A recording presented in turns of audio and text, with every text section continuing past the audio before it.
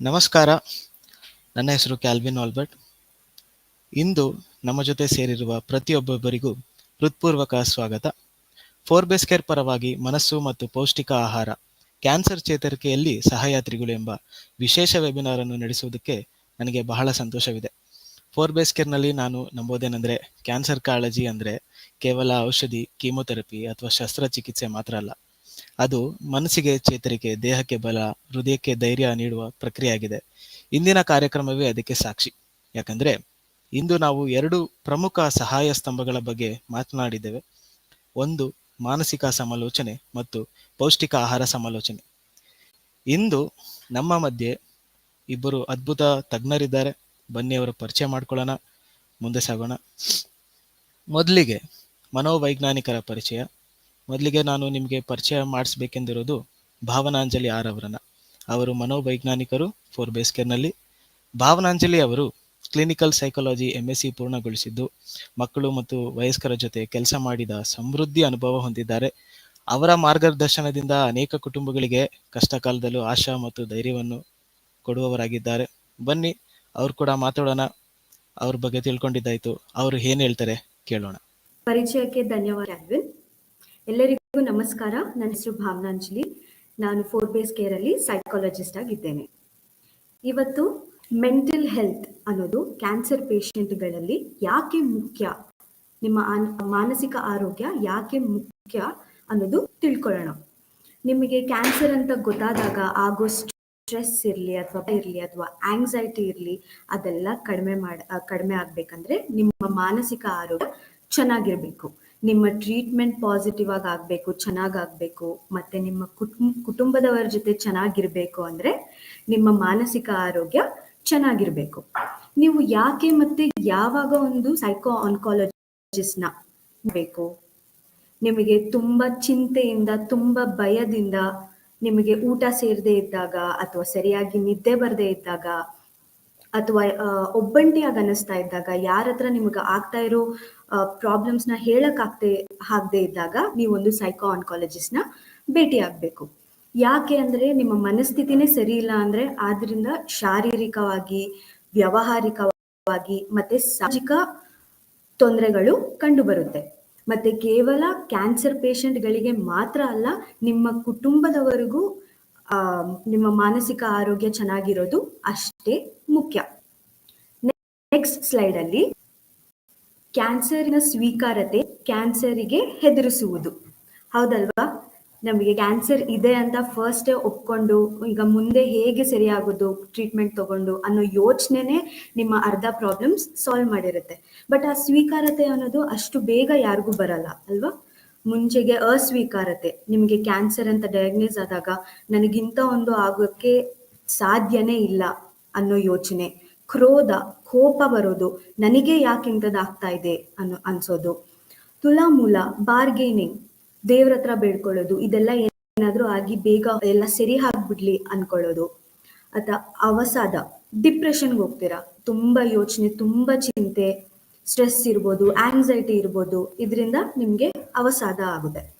ಕೊನೆಗೆ ಬರೋದೇ ಸ್ವೀಕಾರತೆ. ಸರಿ, ಈಗ ನಂಗೆ ಈಗ ಕ್ಯಾನ್ಸರ್ ಬಂದಿದೆ, ಈಗ ಅದನ್ನ ಹೇಗೆ ನಾನು ಟ್ರೀಟ್ ತಗೊಂಡು ಸರಿ ಮಾಡ್ಕೊಂಡು ಖುಷಿಯಾಗಿರ್ಬೋದು ಅನ್ನೋದೇ ಸ್ವೀಕಾರತೆ. ಇಲ್ಲಿ ಒಂದು ಟೆಸ್ಟ್ ಬಗ್ಗೆ ಮಾತಾಡೋಣ. ಅದರ ಹೆಸರು NGS ಪರೀಕ್ಷೆ. ಏನು NGS ಪರೀಕ್ಷೆ ಅಂದ್ರೆ? ಅದನ್ನ ನೆಕ್ಸ್ಟ್ ಜನರೇಷನ್ ಸೀಕ್ವೆನ್ಸಿಂಗ್ ಟೆಸ್ಟ್ ಅಂತ ಕರಿತೀವಿ. ಏನ್ ಮಾಡ್ತಾರ ಟೆಸ್ಟ್ ಅಲ್ಲಿ? ಸುಮಾರು ಜನಕ್ಕೆ ಆಲ್ರೆಡಿ ಈ ಟೆಸ್ಟ್ ಆಗಿರುತ್ತೆ.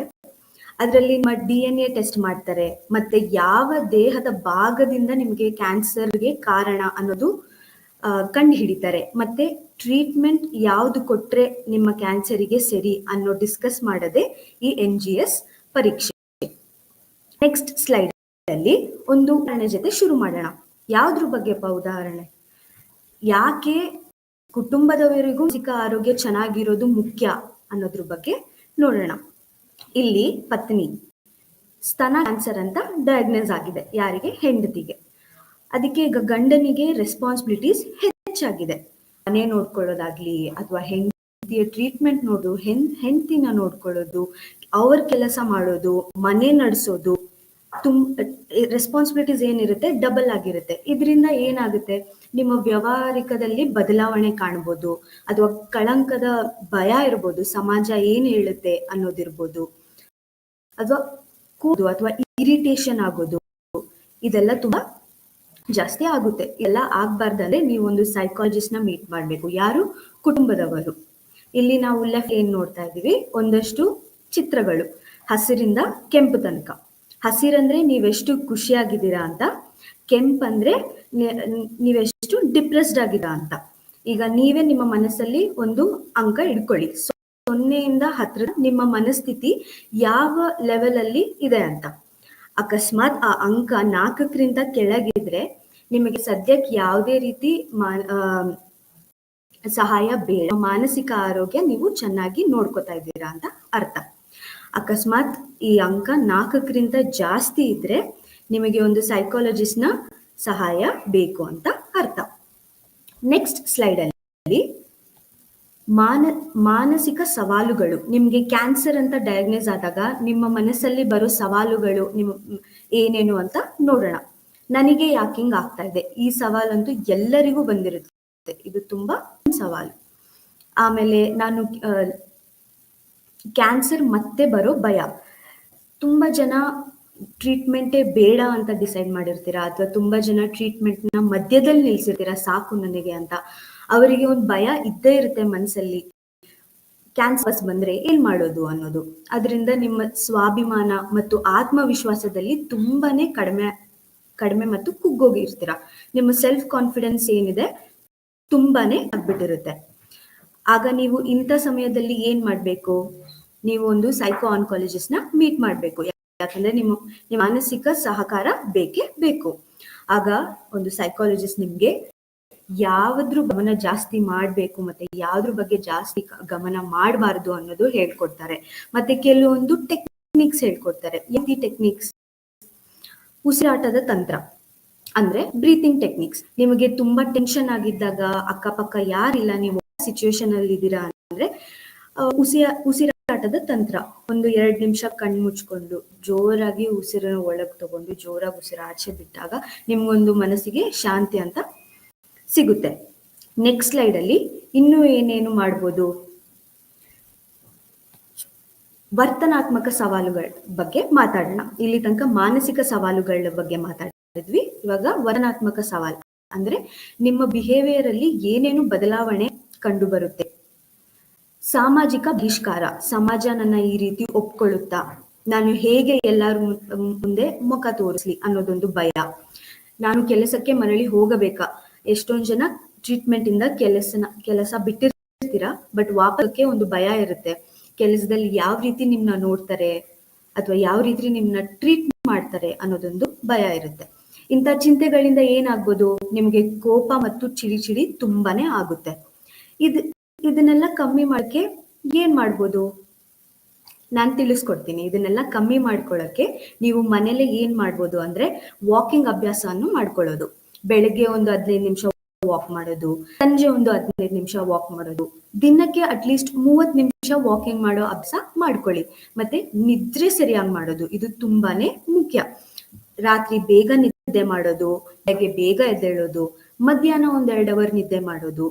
ಇದಕ್ಕಿಂತ ಜಾಸ್ತಿ ನಿದ್ದೆ ಮಾಡೋ ಅಭ್ಯಾಸನೂ ಮಾಡ್ಕೋಬೇಡಿ, ತುಂಬಾ ಕಮ್ಮಿ ನಿದ್ದೆ ಮಾಡೋ ಅಭ್ಯಾಸನೂ ಮಾಡ್ಕೋಬೇಡಿ. ನೆಕ್ಸ್ಟ್ ಸ್ಲೈಡ್ ಅಲ್ಲಿ ಇನ್ನೇನು ಮಾಡ್ಬೋದು, ಕಲೆ ರಚಿಸುವುದು ಅಥವಾ ಅದನ್ನ ನೋಡುವುದು. ಎಷ್ಟೊಂದು ಜನಕ್ಕೆ ಚಿತ್ರ ಬಿಡಿಸೋದ್ರಲ್ಲಿ ಒಂದು ಖುಷಿ ಇರುತ್ತೆ, ಚಿತ್ರಕ್ಕೆ ಬಣ್ಣ ಹಚ್ಚೋದ್ರಲ್ಲಿ ಒಂದು ಖುಷಿ ಇರುತ್ತೆ. ಆಮೇಲೆ ಸಂಗೀತ ಕೇಳೋದು, ಅಥವಾ ನಿಮಗೆ ಹಾಡಾಡಕ್ ಇಷ್ಟ ಇದ್ರೆ ಹಾಡಾಡೋದು. ಇದ್ರಿಂದ ಏನಾಗುತ್ತೆ, ನಿಮ್ಮ ಮನಸ್ಸಿಗೊಂದು ಶಾಂತಿ ಅನ್ನೋದು ಸಿಗುತ್ತೆ. ಡೈರಿ ಬರೆಯೋದೊಂದು ಅಭ್ಯಾಸ ಎಲ್ಲರೂ ಮಾಡ್ಕೊಳ್ಳೇಬೇಕು, ಯಾಕಂದ್ರೆ ಅದು ತುಂಬಾನೇ ಒಳ್ಳೆ ಅಭ್ಯಾಸ. ದಿನಚರಿಯನ್ನು ಒಂದು ಪುಸ್ತಕದಲ್ಲಿ, ನಿಮ್ಮದೇ ಪರ್ಸನಲ್ ಪುಸ್ತಕದಲ್ಲಿ ಬರ್ದಿಟ್ಕೊಳ್ಳೋದು, ಮತ್ತೆ ನಿಮ್ಮ ಮನಸ್ಸಿನ ಮಾತುಗಳು ಬರೆಯೋದು, ನಿಮ್ಗೆ ಯಾವ್ದಾದ್ರು ಒಂದು ಪ್ರಾಬ್ಲಮ್ ಅನ್ಸ್ತಾ ಇದ್ರೆ ಅದನ್ನ ಬರ್ದಿಡಿಯೋದು. ಇದೆಲ್ಲ ಬರ್ದಿರೋದ್ರಿಂದನೇ ನಿಮ್ಗೆ ಒಂದು ಅರ್ಧ ಪ್ರಾಬ್ಲಮ್ ಸಾಲ್ವ್ ಆಗಿ ಒಂದು ಯೋಚನೆ ಇರುತ್ತೆ. ನೆಕ್ಸ್ಟ್ ಸ್ಲೈಡ್ ಅಲ್ಲಿ ಇನ್ನೇನೇನು ಚಟುವಟಿಕೆ ನೀವು ಮನೇಲೆ ಮಾಡ್ಬೋದು. ನಿಮ್ಮನ್ನ ನೀವು ಬ್ಯುಸಿಯಾಗಿ ಇಡ್ಬೇಕಂದ್ರೆ, ನೀವು ಬಟ್ಟೆ ಮಡ್ಚಿರೋದಾಗ್ಲಿ, ನಿಮ್ದು ಅಥವಾ ಗಿಡಕ್ಕೆ ನೀರ್ ಹಾಕೋದು. ಎಷ್ಟೊಂದ್ ಜನ ಗಿಡಕ್ಕೆ ನೀರ್ ಹಾಕಿ ಹೂವ ಬೆಳೆಸೋದ್ರಲ್ಲೇ ಒಂದು ಖುಷಿ ಇರುತ್ತೆ. ಮತ್ತೆ ಹಿಂದಿನ ಸ್ಲೈಡ್ ಅಲ್ಲಿ ಹೇಳ್ದಂಗೆ ಡೈರಿ ಬರೆಯೋ ಅಭ್ಯಾಸ ಮಾಡ್ಕೊಳ್ಳಿ. ಅಡ್ಗೆ ಮನೇಲಿ ಊಟ ಮಾಡಕ್ಕೆ ಸಹಾಯ ಮಾಡೋದು, ನಿಮ್ಮ ಹಾಸಿಗೆ ನೀವೇ ಹಾರಿಸ್ಕೊಳ್ಳೋದು, ಮತ್ತೆ ನಿಮ್ಮ ಆರೈಕೆ ನೀವೇ ಮಾಡೋದು ಅಂದ್ರೆ ಸೆಲ್ಫ್ ಕೇರ್, ನಿಮ್ಮನ್ನ ನೀವೇ ನೋಡ್ಕೊಳ್ಳೋದು. ನೆಕ್ಸ್ಟ್ ಸ್ಲೈಡ್ ಅಲ್ಲಿ ಇಲ್ಲಿ ತನಕ ವರ್ತನಾತ್ಮಕ ಸವಾಲುಗಳು ನೋಡಿದ್ವಿ. ಇವಾಗ ಸಾಮಾಜಿಕ ಸವಾಲುಗಳು ಯಾವುವು ಅಂತ ನೋಡೋಣ. ಕಳಂಕ ಅಥವಾ ಕಲೆಯ ಭಯ. ಸಮಾಜ ನನ್ನ ಈ ರೀತಿ ಒಪ್ಕೊಳ್ಳುತ್ತಾ, ಸಮಾಜ ಏನ್ ಹೇಳುತ್ತೆ, ಯಾರು ಏನ್ ಮಾತಾಡ್ಬಿಡ್ತಾರೆ ಅನ್ನೋದೊಂದು ಭಯ. ನೆಕ್ಸ್ಟ್ ಆರ್ಥಿಕ ಸಂಕಟ, ಫೈನಾನ್ಷಿಯಲ್ ಕ್ರೈಸಿಸ್ ಇರ್ಬೋದು, ನಿಮ್ಗೆ ದುಡ್ಡಿನ ಚಿಂತೆ ಇರ್ಬೋದು, ಟ್ರೀಟ್ಮೆಂಟ್ ಎಕ್ಸ್ಪೆನ್ಸಿವ್ ಆಗಿರ್ಬೋದು.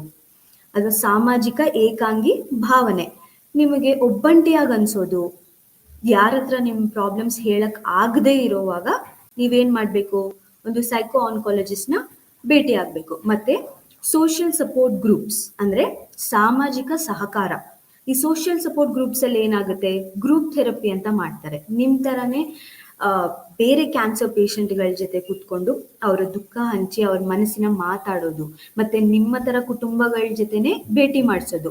ಆವಾಗ ನಿಮ್ಗೊಂದು ಮನಸ್ಸಿಗೆ ಶಾಂತಿ ಸಿಗುತ್ತೆ. ಓಕೆ, ನನಗೆ ಮಾತ್ರ ಅಲ್ಲ ಈ ಪ್ರಾಬ್ಲಮ್ಸ್ ಆಗ್ತಾ ಇರೋದು, ನನಗೆ ಆಗ್ತಾ ಇರೋ ತರಾನೇ ಬೇರೆಯವ್ರಿಗೂ ಆಗ್ತಾ ಇದೆ. ಮತ್ತೆ ಅವ್ರ ಜೊತೆ ಮಾತಾಡೋದಾಗ್ಲಿ, ಅವ್ರು ಹೆಂಗೆ ಈ ಪ್ರಾಬ್ಲಮ್ಸ್ ನ ಡೀಲ್ ಮಾಡ್ತಾ ಇರೋದು ಅಂತ ನೀವು ತಿಳ್ಕೊಂಡು ಅದನ್ನ ಮಾಡ್ಕೋಬಹುದು. ಇಂಡೋರ್ ಆಟಗಳಾಡೋ ಅಭ್ಯಾಸ ಮಾಡ್ಕೊಳ್ಳೋದು. ನೀವು ಮನೇಲೆ ಕುತ್ಕೊಂಡು ಯಾವ ಆಟಗಳಾಡ್ಬೋದು, ಲೂಡೋ ಸ್ನೇಕ್ ಇನ್ ಲ್ಯಾಡರ್ ಆಡ್ಬೋದು. ಇಂಥ ಸಣ್ಣ ಪುಟ್ಟ ಆಟಗಳ ಆಡೋ ಅಭ್ಯಾಸ ಮಾಡ್ಕೊಂಡ್ರೆ ನಿಮ್ ಮನಸ್ಸಿಗೆ ಯಾವ ತರದಲ್ಲೂ ಒಂದು ನೆಗೆಟಿವ್ ಥಾಟ್ಸ್ ಅನ್ನೋದು ಬರಲ್ಲ. ನೆಕ್ಸ್ಟ್ ಸ್ಲೈಡ್ ಅಲ್ಲಿ ಸ್ವಯಂ ಕಾಳಜಿ ಮತ್ತು ಸಾಮಾನ್ಯ ದೈನಂದಿನ ಚಟುವಟಿಕೆಗಳನ್ನು ಉನ್ನತ ಮಟ್ಟಕ್ಕೆ ತರುವಿಕೆ. ಹಿಂದಿನ ಸ್ಲೈಡ್ ಅಲ್ಲಿ ಹೇಳ್ದಂಗೆ ಆದಷ್ಟು ನಿಮ್ಮನ್ನ ನೀವೇ ಬ್ಯುಸಿ ಆಗಿ, ಆದಷ್ಟು ಚಿಕ್ಕ ಪುಟ್ಟ ಮನೆ ಕೆಲಸ ಮಾಡೋದೆಲ್ಲ ನಿಲ್ಲಿಸಬೇಡಿ, ಮಾಡಿ. ಇದು ಕ್ಯಾನ್ಸರ್ ಪೇಷಂಟ್ ಗಳಿಗೆ ಮಾತ್ರ ಅಲ್ಲ, ಅವರ ಕುಟುಂಬದವ್ರಿಗೂ ಅಷ್ಟೇ, ಮತ್ತೆ ಅವ್ರನ್ನ ಯಾರು ನೋಡ್ಕೋತಾ ಇದ್ದೀವಿ ಅವ್ರಿಗೂ ಅಷ್ಟೇ. ಅವ್ರು ಯಾವ್ದಾದ್ರು ಚಿಕ್ಕ ಪುಟ್ಟ ಕೆಲಸ ಮಾಡ್ತೀನಿ ಅಂದ್ರೆ ಮಾಡಕ್ ಬಿಡಿ, ಯಾವ್ದಕ್ಕೂ ರಿಸ್ಟ್ರಿಕ್ಟ್ ಮಾಡಕ್ ಹೋಗ್ಬೇಡಿ. ಮತ್ತೆ ಜಾಸ್ತಿ ಮಲ್ಕೊಳಕ್ ಹೇಳೋದು ಅಥವಾ ಕೂತಿದ್ ಕಡೆನೆ ಕೂರಕ್ ಹೇಳೋದು, ಇದೆಲ್ಲ ಮಾಡಬೇಡಿ. ಅವ್ರ ಕೈಯಲ್ಲಿ ಎಷ್ಟು ಕೆಲಸ ಆಗುತ್ತೆ, ಅವ್ರನ್ನ ಎಷ್ಟು ಬ್ಯುಸಿಯಾಗಿ ಇಡ್ಬೋದು ಅಷ್ಟು ಬ್ಯುಸಿಯಾಗಿ ಇಡಿ. ಯಾಕಂದ್ರೆ ನೀವು ಏನು ಅವ್ರಿಗೆ ಮಾಡಕ್ ಬಿಡ್ಲಿಲ್ಲ ಅಂದ್ರೆ ಅವ್ರ ತಲೆಯಲ್ಲಿ ನನ್ ಕೈಯಲ್ಲಿ ಏನು ಆಗ್ತಾ ಇಲ್ಲ, ನಾನೊಂದು ಬರ್ಡನ್ ಆಗಿದ್ದೀನ ಮನೆಯಲ್ಲಿ, ಅಥವಾ ಅವ್ರ ಆತ್ಮವಿಶ್ವಾಸದಲ್ಲಿ ತುಂಬಾ ಕಡಿಮೆ ಆಗ್ಬಿಡೋದು, ಅವ್ರ ಕುಗ್ಗೋಗೋದು ಎಲ್ಲ ಆಗುತ್ತೆ. ಆಮೇಲೆ ಹಬ್ಬ ಆಚರಿಸೋದಾಗ್ಲಿ, ಜನ್ಮದಿನಗಳ ಆಚರಿಸೋದಾಗ್ಲಿ, ಇದೆಲ್ಲ ಮಾಡೋದ್ರಿಂದ ಕ್ಯಾನ್ಸರ್ ಪೇಷಂಟ್ಗಳು ಮತ್ತೆ ಕುಟುಂಬದವರು ಇಬ್ರು ಖುಷಿಯಾಗಿ ಇರ್ತೀರ. ನೆಕ್ಸ್ಟ್ ಸ್ಲೈಡ್ ಅಲ್ಲಿ ಈಗ ಈ ಕ್ಯಾನ್ಸರ್ ಟ್ರೀಟ್ಮೆಂಟಿನ ಜರ್ನಿಯಲ್ಲಿ ನೀವು ಯಾವ ರೀತಿ ಕಷ್ಟಗಳು ನೋಡ್ತೀರಾ, ಮತ್ತೆ ಯಾವ ತರ ಒಂದು ಸೈಕೋ ಆನ್ಕಾಲಜಿಸ್ಟ್ ನಿಮಗೆ ಸಹಾಯ ಮಾಡ್ತಾರೆ ಅನ್ನೋದು ತಿಳ್ಕೊಳ್ಳೋಣ. ದೇಹ ಚಿತ್ರ ಸಮಸ್ಯೆ ಅಂದ್ರೆ ಬಾಡಿ ಇಮೇಜ್ ಇಶ್ಯೂ. ಈಗ ನಿಮ್ಮ ಕ್ಯಾನ್ಸರ್ ಟ್ರೀಟ್ಮೆಂಟಿನ ಜರ್ನಿಯಲ್ಲಿ ನಿಮ್ ಕೂದಲು ಉದ್ರೋದಾಗ್ಲಿ, ಅಥವಾ ನೀವು ಸಣ್ಣ ಆಗ್ತಾ ಇರೋದಾಗ್ಲಿ, ಇದೆಲ್ಲ ನೋಡ್ತಾ ಇದ್ರೆ ನಿಮ್ಗೆ ತುಂಬಾ ಬೇಜಾರಾಗೋದು ಅಥವಾ ಸ್ಟ್ರೆಸ್ ಆಗೋದು, ನನಗೆ ಯಾಕೆ ಹಿಂಗ್ ಆಗ್ತಾ ಇದೆ ಅನ್ನೋ ಯೋಚನೆ ಬರೋದು, ಈ ನೆಗೆಟಿವ್ ಥಾಟ್ಸ್ ಜೊತೆ ಎಲ್ಲ ಯಾವ ತರ ಡೀಲ್ ಮಾಡ್ಬೇಕು ಅನ್ನೋದು ಒಂದು ಸೈಕೋ ಆನ್ಕಾಲಜಿಸ್ಟ್ ಹೇಳ್ಕೊಡ್ತಾರೆ. ಮತ್ತೆ ನಿಮ್ಮ ಸಂಬಂಧಿಕರ ಜೊತೆ ಅಥವಾ ನಿಮ್ನ ಯಾರು ನೋಡ್ಕೋತಾ ಇದ್ದಾರೆ, ಕೇರ್ ಗಿವರ್ಸ್, ಅವ್ರ ಜೊತೆ ಮತ್ತೆ ಪೇಷಂಟ್ ಅವ್ರ ಮಧ್ಯ ಅಂಡರ್ಸ್ಟ್ಯಾಂಡಿಂಗ್ ಹೇಗೆ ಜಾಸ್ತಿ ಮಾಡೋದು, ಆಮೇಲೆ ನಿಮ್ಮ ಕ್ವಾಲಿಟಿ ಆಫ್ ಲೈಫ್ ನ ಜಾಸ್ತಿ ಮಾಡೋದು, ನಿಮ್ಮ ಜೀವನದಲ್ಲಿ ಸುಧಾರಣೆ ಜಾಸ್ತಿ ಮಾಡೋದು, ಮತ್ತೆ ನಿಮ್ಮ ಕ್ಯಾನ್ಸರ್ ಜರ್ನಿಯಲ್ಲಿ ಟ್ರೀಟ್ಮೆಂಟ್ ಪಾಸಿಟಿವ್ ಆಗಿ ಚೆನ್ನಾಗಿ ಸೆಲ್ಫ್ ಕಾನ್ಫಿಡೆನ್ಸ್ ಜೊತೆ ನಡೆಸೋದು ಹೇಳ್ಕೊಡ್ತಾರೆ. ಈಗ ಇಲ್ಲಿ ತನಕ ನಾವು ಯಾಕೆ ಕ್ಯಾನ್ಸರ್ ಪೇಷಂಟ್ ಮತ್ತೆ ಅವರ ಕುಟುಂಬದವರು ಅಥವಾ ಅವ್ರನ್ನ ನೋಡ್ಕೊಳ್ಳೋರ್ಗೆ ಮಾನಸಿಕ ಆರೋಗ್ಯ ಮುಖ್ಯ ಅಂತ ಮಾತಾಡಿದೀವಿ. ಈಗ ಮುಂದೆ ಒಂದು ಸಣ್ಣ ಚಟುವಟಿಕೆ ಮಾಡೋಣ. ನಾನೊಂದಷ್ಟು ಪ್ರಶ್ನೆಗಳು ಕೇಳ್ತೀನಿ, ಅದಕ್ಕೆ 2 ಆಪ್ಷನ್ ಕೂಡ ನೀಡ್ತೀನಿ. ಅದಕ್ಕೆ ನೀವು ಸರಿಯಾದ ಉತ್ತರ ನನಗೆ ತಿಳಿಸ್ಕೊಡ್ಬೇಕು. ಮೊದಲನೇ ಪ್ರಶ್ನೆ, ಕ್ಯಾನ್ಸರ್ ಚಿಕಿತ್ಸೆಯಲ್ಲಿ ಮಾನಸಿಕ ಒತ್ತಡ ಕಡಿಮೆ ಮಾಡಲು ಯಾವ ಸರಳ ಸ್ವ ಆರೈಕೆ ಸಹಾಯಕ? ಮೊದಲನೇ ಆಪ್ಷನ್ ಊಟವನ್ನು ಬಿಡುವುದು, ಎರಡನೇ ಆಪ್ಷನ್ ಧ್ಯಾನ ಅಭ್ಯಾಸ ಮಾಡುವುದು. ಈ ಎರಡು ಆಪ್ಷನ್ ಯಾವ ಸ್ವ ಆರೈಕೆ ಸಹಾಯ ಮಾಡುತ್ತದೆ? ಸರಿಯಾದ ಉತ್ತರ ಧ್ಯಾನ ಅಭ್ಯಾಸ ಮಾಡುವುದು. ಎರಡನೇ ಪ್ರಶ್ನೆ, ಕ್ಯಾನ್ಸರ್ ರೋಗಿಗೆ ಸಹಾಯಿಸುವಾಗ ಕುಟುಂಬದವರು ಗಮನಿಸಬೇಕಾದ ಮುಖ್ಯ ವಿಷಯಗಳು ಯಾವುವು? ಮೊದಲನೇ ಆಪ್ಷನ್ ಮಾನಸಿಕ ಆರೋಗ್ಯ ಕಾಪಾಡಿಕೊಳ್ಳುವುದು. ಎರಡನೇ ಆಪ್ಷನ್ ರೋಗಿಯನ್ನು ಮಾತ್ರ ನೋಡಿಕೊಳ್ಳುವುದು. ಎಸ್, ನಿಮ್ಮ ಮಾನಸಿಕ ಆರೋಗ್ಯವನ್ನು ಕಾಪಾಡಿಕೊಳ್ಳಬೇಕು. ನೆಕ್ಸ್ಟ್ ಪ್ರಶ್ನೆ, ಕ್ಯಾನ್ಸರ್ ಚಿಕಿತ್ಸೆಯಲ್ಲಿ ಸಕಾರಾತ್ಮಕವಾಗಿರಲು ಅಂದರೆ ಪಾಸಿಟಿವ್ ಆಗಿರಲು ಏನು ಸಹಾಯ ಮಾಡುತ್ತದೆ? ಮೊದಲನೇ ಆಪ್ಷನ್ ಸಣ್ಣ ಗುರಿಗಳ ಮೇಲೆ ಗಮನ ನೀಡುವುದು. ಎರಡನೇ ಆಪ್ಷನ್ ಸಾಮಾಜಿಕ ಕಾರ್ಯಕ್ರಮಗಳಿಂದ ದೂರವಿರುವುದು. ಸರಿಯಾದ ಉತ್ತರ ಸಣ್ಣ ಗುರಿಗಳ ಮೇಲೆ ಗಮನ ನೀಡುವುದು. ಎಲ್ಲರಿಗೂ ಧನ್ಯವಾದ. ಭಾವನಾ ಅವರಿಗೆ ಧನ್ಯವಾದಗಳು. ಭಾವನಾಂಜಲಿ ಅವರು ಮಾನಸಿಕ ಆರೋಗ್ಯ ಮತ್ತು ಕೌನ್ಸಿಲಿಂಗ್ ಕ್ಯಾನ್ಸರ್ ಚೇತರಿಕೆಯಲ್ಲಿ ಹೇಗೆ ಬದಲಾವಣೆಯನ್ನು ತರುತ್ತೆ ಎಂಬುದು ತುಂಬ ಚೆನ್ನಾಗಿ ವಿವರಿಸಿದರು. ಅವರಿಗೆ ನಮ್ಮ ಹೃತ್ಪೂರ್ವಕ ಧನ್ಯವಾದಗಳು. ಒಂದು ಕಿರುಮಾತೇನೆಂದರೆ, ಬಲವಾದ ಮನಸ್ಸೇ ಬಲವಾದ ದೇಹಕ್ಕೆ ಮೊದಲ ಹೆಜ್ಜೆ. ಬಲವಾದ ಮನಸ್ಸೇ ಬಲವಾದ ದೇಹಕ್ಕೆ ಮೊದಲ ಹೆಜ್ಜೆ. ಬನ್ನಿ ಮುಂದಿನ ಹಂತಕ್ಕೆ ಹೋಗೋಣ.